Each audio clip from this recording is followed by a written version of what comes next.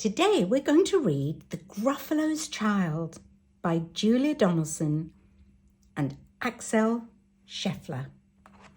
Are you ready? The Gruffalo said that no Gruffalo should ever set foot in the deep dark wood. Why not? Why not? Because if you do, the big bad mouse will be after you. I met him once, said the Gruffalo. I met him a long, long time ago. What does he look like? Tell us, Dad.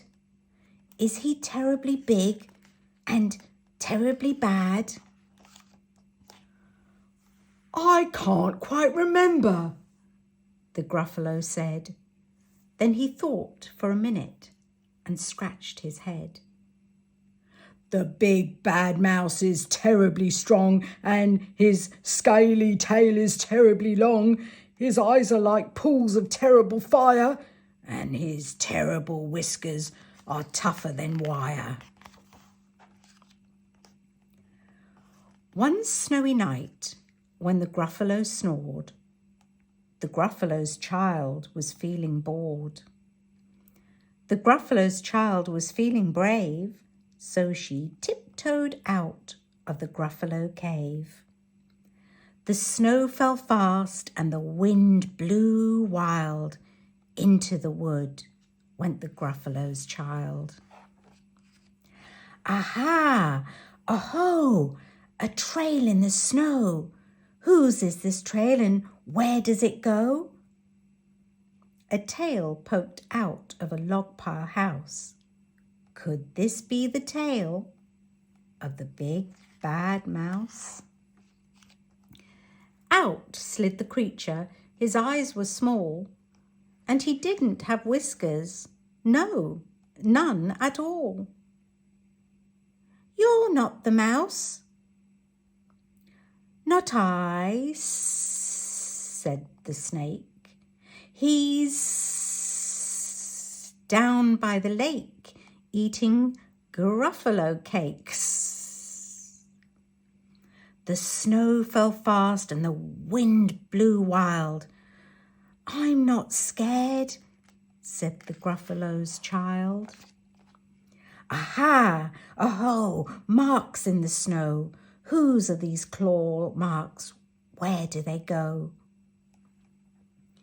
Two eyes gleamed out of a treetop house. Could these be the eyes of the big bad mouse? Down flew the creature. His tail was short and he didn't have whiskers of any sort. You're not the mouse. Too-woo, not I, but he's somewhere nearby, eating Gruffalo pie. The snow fell fast and the wind blew wild. I'm not scared, said the Gruffalo's child. Aha! Aho! A track in the snow. Whose is this track and where does it go? Whiskers at last, and an underground house. Could this be the home of the big bad mouse? Out slunk the creature. His eyes weren't fiery. His tail wasn't scaly. His whiskers weren't wiry. You're not the mouse. Oh no, not me. He's under a tree, drinking Gruffalo tea.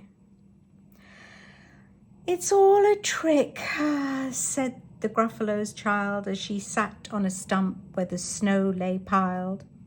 I don't believe in the big bad mouse. But here comes a little one out of his house. Not big, not bad, but a mouse at least. You'll taste good as a midnight feast. Wait, said the mouse. Before you eat, there's a friend of mine that you ought to meet. If you'll let me hop onto a hazel twig, I'll beckon my friend so bad and big. The Gruffalo's child unclenched her fist. The big bad mouse, so he does exist. The mouse hopped into the hazel tree. He beckoned, then said, "Just wait and see." Out came the moon. It was bright and round. A terrible shadow fell onto the ground. Who is this creature so big, bad and strong? His tail and his whiskers are terribly long.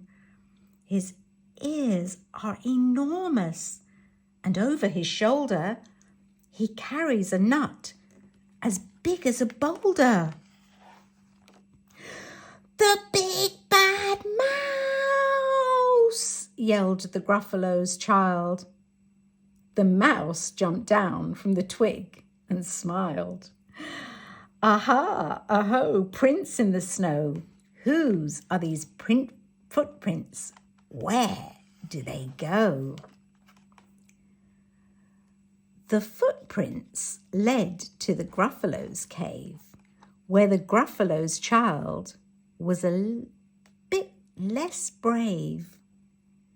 The Gruffalo's child was a bit less bored. And the Gruffalo snored and snored and snored.